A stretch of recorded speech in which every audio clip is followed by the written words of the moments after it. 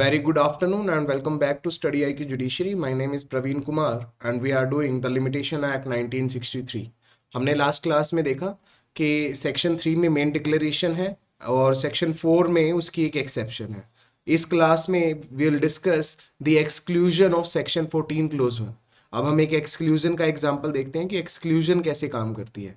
पहले सेक्शन 14 पढ़ने से पहले we have to understand the problem कि प्रॉब्लम क्या है जिसका सॉल्यूशन सेक्शन 14 में है. तो प्रॉब्लम समझिए. Suppose problem arises under section 3 clause 2 clause A sub clause 1. यहाँ पर आपका कॉज ऑफ एक्शन स्टार्ट हो गया है और आपका प्रेस्क्राइब्ड पीरियड यहाँ तक है. बट आपने जो सूट है यहाँ पर फाइल कर दिया, but you have filed the suit before improper court. एक ऐसे कोर्ट में सूट आपने फाइल कर दिया है जहां पर जिसकी कॉम्पिटेंसी ही नहीं है, जिसकी जुरिस्डिक्शन ही नहीं है. सो you have filed the suit with in the prescribed period, लेकिन एक इम्प्रॉपर कोर्ट में आपने फाइल कर दिया है और आपका सूट यहां पर जो है रिटर्न हो गया. अब जो आप इस स्टेज पर now you are beyond the period of limitation. आपने जो लिमिटेशन का पीरियड है, जो लिमिटेशन पीरियड है वो तो यहीं तक था.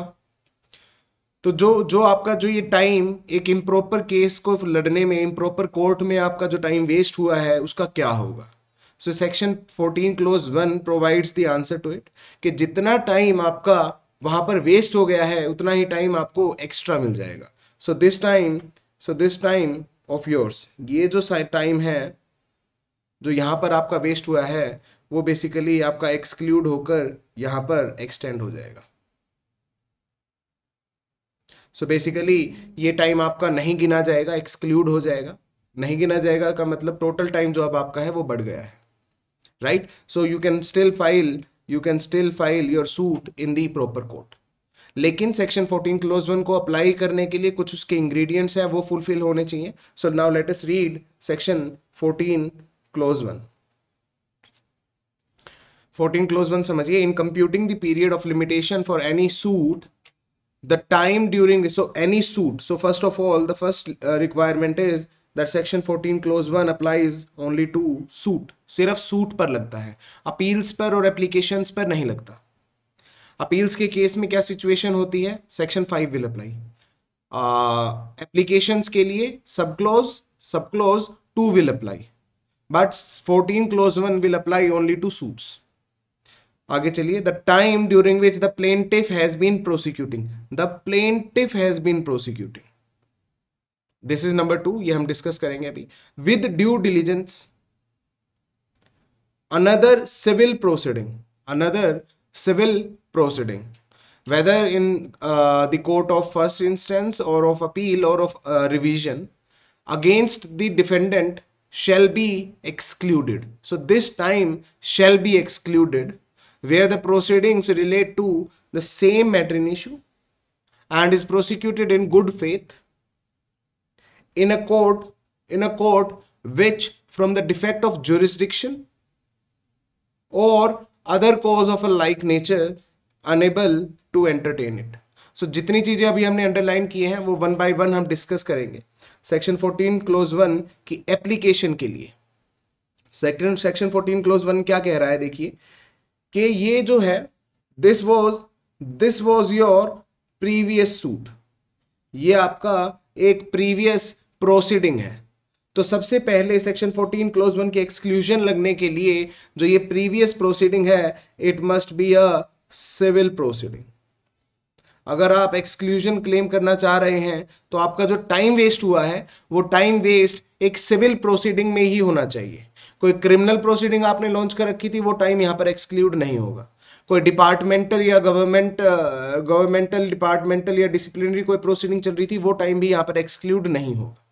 जो टाइम की आप एक्सक्लूजन डिमांड कर रहे हैं that should be basically a civil proceeding. एक सिविल प्रोसीडिंग होनी चाहिए. Point number 1. Point number 2 is that it must relate to same matter in issue. So basically आपने जो पहला सूट फाइल किया था, फर्स्ट प्रोसीडिंग जो थी वो प्रोसीडिंग और जो बाद में आप सूट फाइल करना चाहते हैं वो सेम मैटर इन इशू पर होनी चाहिए. Now what is a matter in issue that we have already discussed in our CPC classes कि matter in issue जो भी entire controversy है that must be same, that must be same. तो question ये है कि पहले वाले कोर्ट में ही क्यों नहीं आपको को रिलीफ मिला. सो द आंसर इज क्योंकि पहले वाला कोर्ट जो है it was unable to entertain it, वो उसको एंटरटेन नहीं कर पाया. सो जो प्रीवियस प्रोसीडिंग्स हैं वो आपकी किस ग्राउंड पे फेल हो गई? दो ग्राउंड्स पे. पहला है ग्राउंड ऑफ ज्यूरिसडिक्शन, या तो आपकी उस कोर्ट की ज्यूरिसडिक्शन ही नहीं थी, या तो आपकी उस कोर्ट की ज्यूरिसडिक्शन ही नहीं थी, या फिर other causes of like nature, या फिर कोई इसी टाइप की जैसे ज्यूरिसडिक्शन होता है इसी टाइप की एनी अदर टेक्निकल रीजन की वजह से आपका वो जो सूट है उस कोर्ट में नहीं चल पाया. So any other causes of like nature में क्या क्या होंगे इसके लिए you have to read explanation. Last में आ जाइए सेक्शन 14 की एक्सप्लेनेशन सी. सो एक्सप्लेनेशन सी कहता है कि मिसजॉइंडर ऑफ पार्टीज और misjoinder of cause of action is other cause of like nature. तो बेसिकली इसमें तीन ग्राउंड आपको बता दिए. या तो जुरिस्डिक्शन के ग्राउंड में आपकी पहली प्रोसीडिंग फेल हो गई, या फिर मिसजॉइंडर ऑफ पार्टीज की वजह से आपकी पहली प्रोसीडिंग फेल हो गई, या फिर मिसजॉइंडर ऑफ कॉज ऑफ एक्शन की वजह से आपकी पहली प्रोसीडिंग फेल हो गई. पहली प्रोसीडिंग एक सिविल प्रोसीडिंग थी नंबर 1. पहली प्रोसीडिंग के अंदर सेम मैटर इन इशू था नंबर 2. नंबर 3 पहली प्रोसीडिंग किसी टेक्निकल ग्राउंड पर फेल हो गई. तीन कंडीशन हमने देख ली है. फोर्थ कंडीशन इज कि पहली प्रोसीडिंग में आप ड्यू डिलीजेंस और गुड फेथ में काम कर रहे थे. Now what is due diligence and good faith? So this is the only test under section 14, due diligence and good faith. So good faith के लिए there is section 2 clause H. Section 2 clause H of the limitation act defines good faith. So good faith का क्या मतलब है? That is without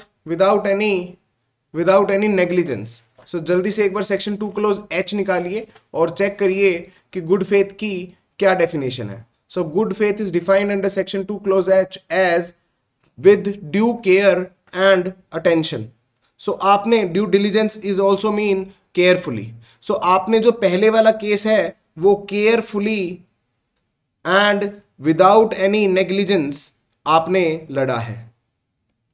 तो अगर पहले वाले केस में सेम मैटर इन इशू था, पहले वाला केस एक सिविल प्रोसीडिंग था, पहले वाला केस आपका डिफीट हो गया on the grounds of technical reasons, for example jurisdiction और मिसजॉइंडर, और आपने पहले वाले केस को डिलीजेंटली यानी केयरफुली परसू किया था.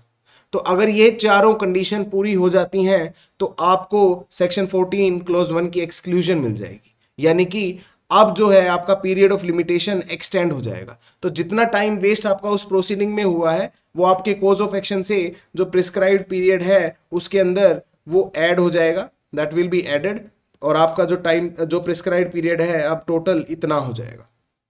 सो you have still time to file, आपके पास स्टिल अब इतना टाइम है to file fresh suit in the proper court. आप प्रॉपर कोर्ट में अभी भी जाकर के फाइल कर सकते हैं.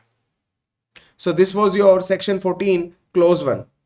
सेक्शन 14 क्लोज 1 है ये आपका, राइट. अब देखिए इसमें एक सिंपल एग्जांपल हम पहले देख लेते हैं. सिंपल एग्जांपल आपने देख लिया है, एक फ्रेश एग्जांपल देख लेते हैं इसमें. सपोज आपका यहां पर suppose your cause of action arises at this point of time. Cause of action arise होने के बाद your initial period of limitation was till here. आपका जो prescribed period था वो यहाँ तक था और आपने जो है वो सूट फाइल भी कर दिया. So आपने वो सूट यहाँ पर फाइल भी कर दिया है, बट ये सूट जो है आपका improper कोर्ट में फाइल हो गया है. इम्प्रॉपर कोर्ट में फाइल होने की वजह से आपकी यहाँ तक तो प्रोसीडिंग्स चली, इस टाइम तक तो प्रोसीडिंग चली, पर इस टाइम पर आपका जो सूट है वो रिटर्न हो गया. Your plaint has been return under order 7 rule 10 because of lack of jurisdiction. अगर ज्यूरिसडिक्शन नहीं होती है तो कोर्ट आपका सूट रिटर्न कर देता है. आपका इस स्टेज पर सूट रिटर्न हो गया, रिटर्न नहीं हुआ है, या फिर दूसरा ऑप्शन क्या हो सकता है that you have withdrawn your suit. आपको पता चल गया कि भैया इस कोर्ट की तो जुरिस्डिक्शन ही नहीं है और आपने अपना सूट जो है विड्रॉ कर लिया अंडर ऑर्डर 23। तो जैसे ही रिटर्न हो गया है आपका या आपने विड्रॉ कर लिया है, that means you want to file your suit in the proper court. आप अपने सूट को जो है प्रॉपर कोर्ट में फाइल करना चाहते हैं, बट आपका ओरिजिनल प्रिस्क्राइब पीरियड तो खत्म हो गया है। तो आप क्या करेंगे, आप जब यहां पर आप इस स्टेज पर जब एक सूट फाइल करेंगे in proper court, suit in proper court आप फाइल करेंगे, तो आप जो है सेक्शन 14 क्लोज 1 की एप्लीकेशन साथ लगाएंगे लिमिटेशन एक्ट की, और उसमें क्या कहेंगे आप उस एप्लीकेशन में कि सर जो मेरा ये time, this time which has been wasted, ये जो मेरा टाइम वेस्ट हो गया है, जो कि सेम मैटर इन इशू पे था, जो कि मैंने डिलीजेंटली परसू भी किया था, जो कि एक सिविल प्रोसीडिंग भी थी, और वो डिफीट मेरा हो गया है बिकॉज ऑफ टेक्निकल रीजंस, तो मुझे ये टाइम पीरियड एक्सक्लूड करना चाहिए। सो जो ये टाइम पीरियड है आपका, इट विल बी एक्सक्लूडेड। ये टाइम पीरियड आपका एक्सक्लूड हो जाएगा। एक्सक्लूड होने का मतलब है ये गिनेंगे नहीं। अगर ये नहीं गिनेंगे तो आपको इतनी ही एक्सटेंशन मिल जाएगी, इतनी ही एक्सटेंशन मिल जाएगी, विच मीन्स आपको यहां पर यहां तक का टाइम मिल जाएगा। Now you can file a suit up till here, right. I hope this is clear for section 14 clause 1। लेकिन अब हम एक एग्जांपल करेंगे, जो हमने कल एक प्रिंसिपल डिस्कस किया था ऑफ एक्सक्लूजन्स, मैं उसको लिखवा देता हूं आपको, so that you will be clear on that. उसको बार बार पढ़ लेंगे तो समझ में आ जाएगा। लिख लीजिए आप इसको कि for exclusions to apply, comma, the time to be excluded, the time to be excluded must commence from within the period of limitation। तो देखिए क्या कह रहा है ये, अगर हम वापस अपने एग्जांपल में ऊपर जाएं, कि अगर आपको एक्सक्लूजन लगानी है कोई भी, अगर आपको कोई भी एक्सक्लूजन लगानी है, तो जो टाइम पीरियड आप चाहते हैं एक्सक्लूड करना, आप इस केस में कौन सा टाइम पीरियड एक्सक्लूड करना चाहते हैं, मैं रेड कलर से मार्क कर रहा हूं उसको। सो हम चाहते हैं कि हमारा ये वाला टाइम पीरियड एक्सक्लूड हो जाए, इसको ना गिना जाए। तो अगर आप चाहते हैं कि एक्सक्लूजन अप्लाई हो कोई भी और वो टाइम पीरियड ना गिना जाए, तो जो टाइम पीरियड स्टार्ट हो रहा है, जिस टाइम को आप एक्सक्लूड करना चाहते हैं, तो हम इस रेड वाले पोर्शन को एक्सक्लूड करना चाहते हैं, तो ये टाइम जो स्टार्ट होएगा वो ओरिजिनल पीपी के अंदर से ही स्टार्ट होना चाहिए। सो इसी केस में जो टाइम एक्सक्लूड कर रहे हैं वो यहां से स्टार्ट हो रहा है। The time which we want to be excluded starts from here's या कमेंसेस फ्रॉम हियर, तो यहां से स्टार्ट हो रहा है, और ये जो पॉइंट है ये ओरिजिनल पीपी के अंदर ही फॉल कर रहा है। तो इस केस में एक्सक्लूजन लगेगी। तो कोई भी एक्सक्लूजन लगने के लिए आपका जो टाइम पीरियड आप एक्सक्लूड करवाना चाहते हैं वो ओरिजिनल पीपी में ही स्टार्ट होना चाहिए। उसके बाद अगर स्टार्ट हो रहा है तो एक्सक्लूजन अप्लाई नहीं होगी। उसका एक एग्जांपल हम देख लेंगे। अगर आपको ये समझ में आ गया है एग्जांपल, दैट मीन्स आपको एक्सेप्शंस, एक्सक्लूजन्स और सारा 4 से लेके 24 तक के जितने भी सेक्शंस हैं वो अप्लाई करने आ गए हैं। सो जो डिफिकल्ट पार्ट है कॉन्सेप्चुअल वो आपको समझ में आ गया है। अब सिर्फ अलग अलग एक्सेप्शंस और एक्सक्लूजन्स के एग्जांपल करने हैं, that is under section 4 to 24, और उनको अप्लाई करना है। पर अप्लाई करने का तरीका आपको आ गया है, तो देखते हैं आपको आया है या नहीं आया है समझ में। तो हम एक ऐसा एग्जाम्पल देख रहे हैं जहां पर एक्सक्लूजन अप्लाई नहीं होगी। सो सपोज, और आपको common sense, it is also common sense कि एक्सक्लूजन क्यों नहीं अप्लाई हो रही है। सो सपोज आपका ओरिजिनल कॉज ऑफ एक्शन यहां से स्टार्ट हुआ and your period of limitation, original period of limitation was this. आप यहां तक जो है सूट फाइल कर सकते थे, बट आपने सूट फाइल किया यहां पर, और वो भी रॉन्ग कोर्ट में। सो इम्प्रॉपर कोर्ट में आपने यहां पर सूट फाइल किया, आपकी जो प्लेंट है वो यहां पर रिजेक्ट हो गई या रिटर्न हो गई, वो आपकी प्लेंट रिटर्न हो गई है यहां पर। अब आप एक फ्रेश सूट फाइल करना चाहते हैं और सेक्शन 14 क्लोज 1 की एक्सक्लूजन चाहते हैं कि मेरा मेरा जो ये टाइम पीरियड वेस्ट हुआ है, ये जो मेरा टाइम पीरियड वेस्ट हुआ है ये एक्सक्लूड कर दो, इसको मत गिनो। लेकिन कहां से मत गिनो? क्वेश्चन ये है कि कहां से मत गिनो। ये तो आपका ऑलरेडी ओवर हो ही चुका है पीरियड ऑफ लिमिटेशन, इसमें से कुछ एक्सक्लूड करना है तो वो टाइम जो है वो इसी में तो शुरू होना चाहिए। आपका जो जो टाइम पीरियड आप एक्सक्लूड करवाना चाहते हैं वो शुरू ही यहां से हो रहा है। तो इसको एक्सक्लूड अगर हम कर दें, मतलब इसको ना गिने, तो किस में से ना गिने? आपका पीरियड ऑफ लिमिटेशन तो ऑलरेडी ओवर हो चुका है। सो this is low. Now this is common sense also. Common sense कैसे, मैं आपको समझाऊं कि सपोज करो हम आपकी बात मान लेते हैं और इस टाइम पीरियड को एक्सक्लूड कर देते हैं, इस टाइम पीरियड को एक्सक्लूड कर देते हैं, तो अब जो ओरिजिनल पीरियड ऑफ लिमिटेशन है वो एक्सटेंड हो जाएगा। लेकिन वो कहां तक एक्सटेंड होगा, बहुत ध्यान से समझिएगा। हम जो है हम इतना टाइम पीरियड यहां से बढ़ा भी दें तो आपका यहां तक एक्सटेंड होगा। आप समझ रहे हैं? तो जितना एक्सक्लूड कराएंगे उतना ही तो एक्सटेंड कराएंगे। चलो मान लेते हैं कि उसको एक्सटेंड कर भी दिया जाए, बट कितना एक्सटेंड होगा? यहां तक। बट नाउ अगर आप टाइम में देखें तो आप इस समय तो ऑलरेडी पहुंच चुके हो। अगर एक्सटेंशन आपको मिल भी जाए तो वो यहीं तक तो मिलेगी। अब अगर आप यहां पर सूट फाइल करोगे तो वो तो एक्सक्लूजन के भी बाद में है। So this will be not allowed. So common sense से भी हम एक्सक्लूड करेंगे तो ये सिचुएशन होगी कि अब ऑलरेडी वो एक्सटेंडेड भी ओवर हो चुका है।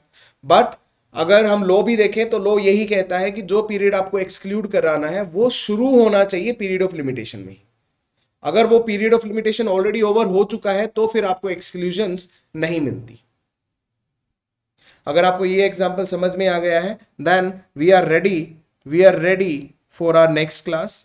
नेक्स्ट क्लास में हम एक्सक्लूजन्स और एक्सेप्शन यानी सेक्शन 4 एंड 14 क्लोज 1 का इंटरप्ले देखेंगे with the help of a judgment. बहुत सेलिब्रेटेड जजमेंट है। आपको अगर वो जजमेंट समझ में आ गई है, उसमें दो ही प्रिंसिपल्स हैं कि एक्सेप्शंस आपकी कब अप्लाई होती हैं, जब आपका प्रिस्क्राइब्ड पीरियड ऑलरेडी खत्म हो चुका है, सेक्शन 4। और एक्सक्लूजन्स आपकी सिर्फ तभी अप्लाई हो सकती हैं जब आपका एक्सक्लूड जो आपने टाइम कराना है, that time starts from the original period of limitation. ये दो प्रिंसिपल्स के अप्लाई करने के बाद हम ये एक जजमेंट देखेंगे and with that will put rest to our limitation act की जो ये हमारी छोटी सी सीरीज है। So see you tomorrow. I hope आप ये रिवाइज करके आएंगे अब तक की सारी classes, so that in the next class जो कि लास्ट क्लास होगी ऑन लिमिटेशन एक्ट, वो आपको पूरा कॉन्सेप्ट अच्छे से समझ में आए। So see you tomorrow. Have a very nice day. Thank you.